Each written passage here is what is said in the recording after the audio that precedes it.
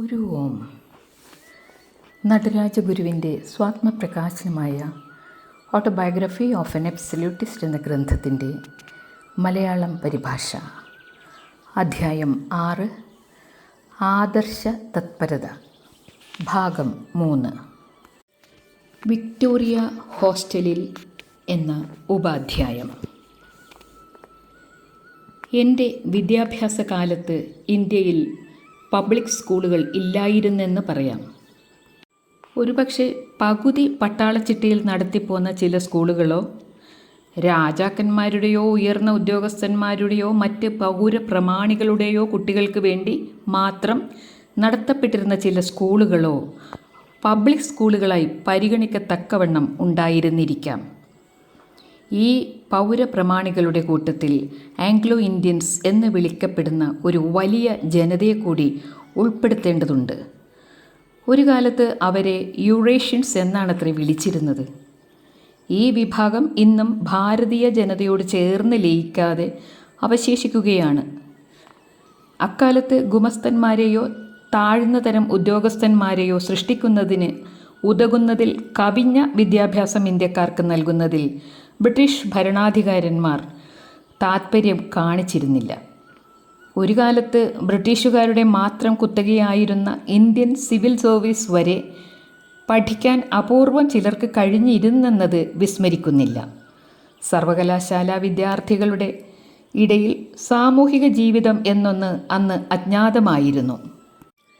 ഇത്തരം ചുറ്റുപാടിൽ വിക്ടോറിയ ഹോസ്റ്റലിലെ ജീവിതം നഗരത്തിലെ വിവിധ സാങ്കേതിക കോളേജുകളിലും ആർട്സ് കോളേജുകളിലും നിന്നുള്ള വിദ്യാർത്ഥികൾക്ക് ഒരു പൊതുഗൃഹത്തിലെന്ന പോലെ അനുദിനം ഒന്നിച്ചു ചേരുവാനും നിലവിലിരുന്ന ജാതി വിവേചനങ്ങളെ ഗണിക്കാതെ അന്യോന്യം അടുത്ത് പരിചയമാകാനും അവസരം നൽകി എന്നതുകൊണ്ട് വളരെ പ്രാധാന്യമർഹിക്കുന്ന ഒന്നായിരുന്നു.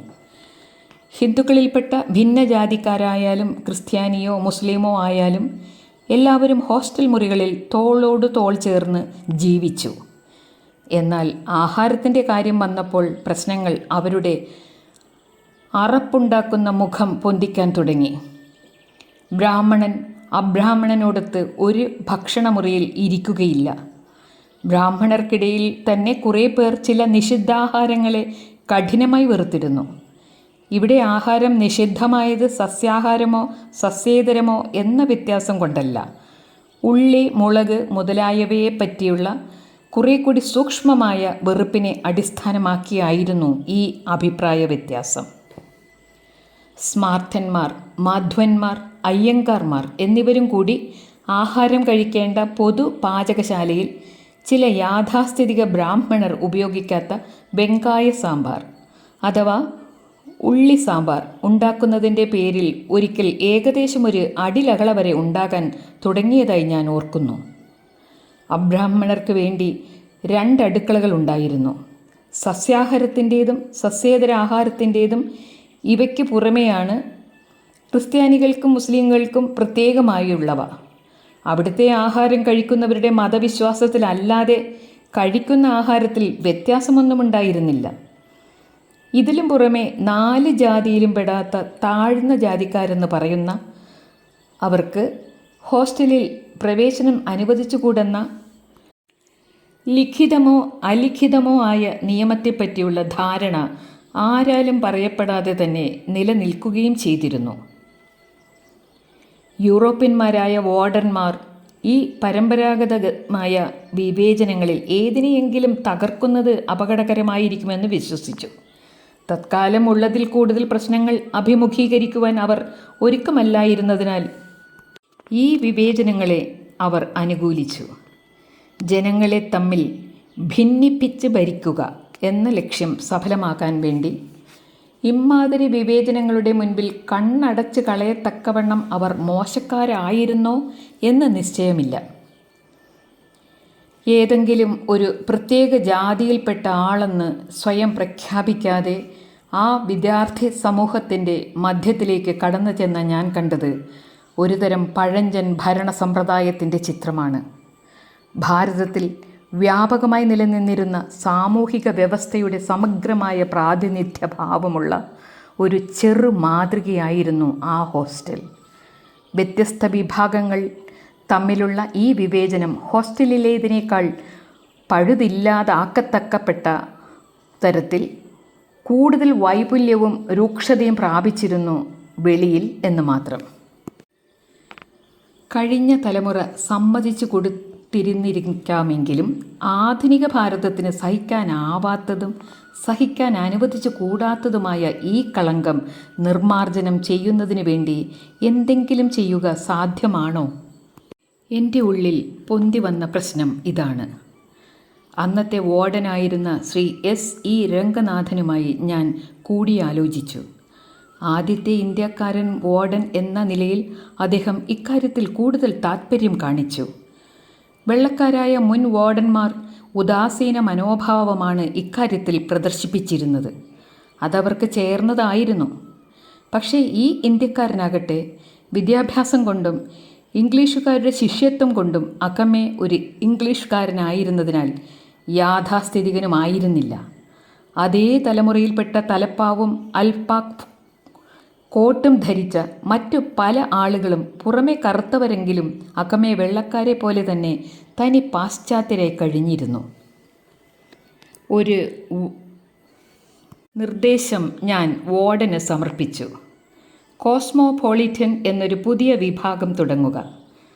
അതിൽ ഭക്ഷണ വിഷയമോ മതവിശ്വാസപരമോ ആയ യാതൊരു പരിഗണനയും കൂടാതെ എല്ലാവർക്കും അവരവർക്ക് ആവശ്യമുള്ള ആഹാരം കഴിക്കാമെന്ന് വയ്ക്കുക. ഒരു പൊതുശത്രുവിനെ അഭിമുഖീകരിക്കേണ്ടി വരുമ്പോൾ ദേശീയോദ്ഗ്രഥന സ്വഭാവവും സർവ്വസാഹോദര്യവും ഉണ്ടാവുക സ്വാഭാവികവുമാണ്. ആ പൊതുശത്രു അപ്രത്യക്ഷമാകുമ്പോൾ യാഥാസ്ഥിതികത്വം വീണ്ടും പിൻവാതിലിൽ കൂടി പ്രവേശിച്ചെന്നിരിക്കും. അതുപോലെ ഇവിടെയും സംഭവിക്കാനിടയില്ലേ എന്ന കാര്യം നിശ്ചയമുണ്ടായിരുന്നില്ല. സംസ്കാര സമ്പന്നനായ ഇന്ത്യക്കാരനായിരുന്നു വാർഡൻ എന്നുള്ളതിനാൽ എൻ്റെ പദ്ധതിക്ക് ആനുകൂല്യം ലഭിക്കാനിടയായി. അദ്ദേഹത്തിന് ഈ അഭിപ്രായം നന്നേ പിടിച്ചു. അതിനുവേണ്ടി ഒപ്പു ശേഖരിക്കാൻ എന്നോട് അദ്ദേഹം ആവശ്യപ്പെട്ടു. 2 അബ്രാഹ്മണ വിഭാഗങ്ങളിലും നിന്ന് ആവശ്യത്തിനുള്ള അംഗങ്ങളെ കിട്ടിയാൽ അവരെ ചേർത്ത് ഈ പുതിയ വിഭാഗം തുടങ്ങാവുന്നതാണ്. ചിലരൊക്കെ ഈ അഭിപ്രായം കേട്ട് വിരണ്ട് പുറകോട്ട് വലിഞ്ഞു. ഇത് നടക്കാൻ പോകുന്നില്ലെന്ന് മറ്റു ചിലർ അഭിപ്രായപ്പെട്ടു. ആധുനിക ഭാരതത്തിൽ അതുവരെ വെവ്വേറെ മേശകളിലിരുന്ന് ആഹാരം കഴിക്കേണ്ടി വന്ന സഹവിദ്യാർത്ഥികളെ ഒന്നിച്ചു കൊണ്ടുവരത്തക്കവണ്ണം പുതിയ കോസ്മോപൊളിറ്റൻ വിഭാഗം തുടങ്ങുവാൻ എല്ലാവരും സമ്മതിച്ചപ്പോൾ അവരിലെല്ലാം ഒരു പുതിയ ആശ നാമ്പിടുകയായിരുന്നു. ഈ സർവസമ്മതം എന്നെ തന്നെ ആശ്ചര്യപരതന്ത്രനാക്കി. പുതിയ വിഭാഗത്തിൽ സസ്യാഹാരം ആവശ്യമുള്ളവർക്ക് പ്രത്യേകം സൗകര്യം വേണമെന്നായിരുന്നു വ്യവസ്ഥ. അതേ സഹായന്നത്തിൽ തന്നെ ഈ സസ്യഭോജനം തുടങ്ങുവാനും തീരുമാനിച്ചു. എങ്കിലും അതിൻ്റെ വിജയം അപ്പോഴും തുലാസിൽ തൂങ്ങുന്നതേയുള്ളൂ.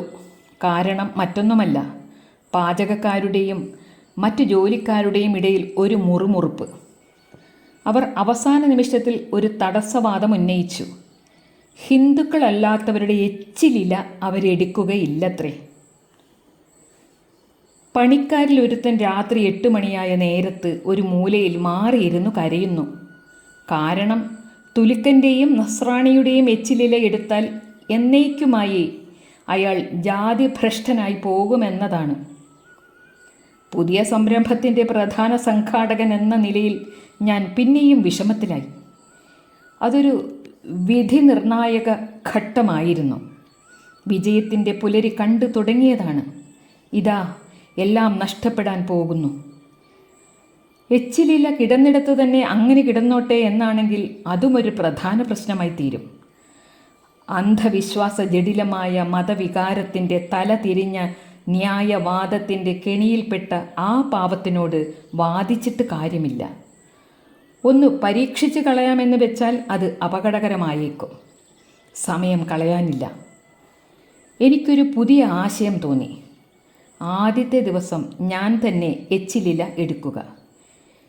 എന്നെ അനുഗമിക്കാൻ 2-3 പേർ കൂടി തയ്യാറായി. ഞങ്ങൾ എളുപ്പത്തിൽ എച്ചിലില മാറ്റി. അങ്ങനെ ആ അറപ്പ് മാറിപ്പോയി. നേരെ ചെന്ന് അഭിമുഖീകരിച്ചപ്പോൾ പ്രശ്നത്തിൻ്റെ ആവേശമെല്ലാം ശമിച്ചു. പിന്നെ അത് തല പൊക്കിയില്ല. അടുത്ത ദിവസം മുതൽ എല്ലാം മുറ പോലെ നടന്നു. ഇന്നത്തെ ഓൾഡ് വിക്ടോറിയ ഹോസ്റ്റലിലെ ഈ കോസ്മോപോളിറ്റൻ വിഭാഗമാണ് അവിടുത്തെ ഏറ്റവും വലിയ വിഭാഗം എന്നാണ് കേൾക്കുന്നത്. ഒട്ടധികം വർഷം കഴിഞ്ഞ് പിന്നൊരിക്കൽ ഞാൻ അവിടെ ചെന്ന് ഊണ് കഴിച്ചതായി ഓർക്കുന്നു. അന്ന് വിദ്യാർത്ഥികളുടെ ഇടയിൽ ഞാൻ ഒരു അപരിചിതനായിരുന്നു. പണ്ടൊരു കാലത്ത് ഈ കോസ്മോപോളിറ്റൻ വിഭാഗമെന്ന ആശയം ആദ്യമായി അവിടെ അവതരിപ്പിച്ച ആളാണ് ഞാനെന്ന് അവരാരും അറിഞ്ഞിരുന്നില്ല. ഹെരാക്ലീറ്റസ് പറഞ്ഞിട്ടുണ്ടല്ലോ, ഒരേ നദിയിൽ ഒരുവന് 2 പ്രാവശ്യം ഇറങ്ങാൻ സാധ്യമല്ലെന്ന്. ഈ പാഠഭാഗം പൂർണ്ണമാകുന്നു. ഗുരു ഓം തത്സത്.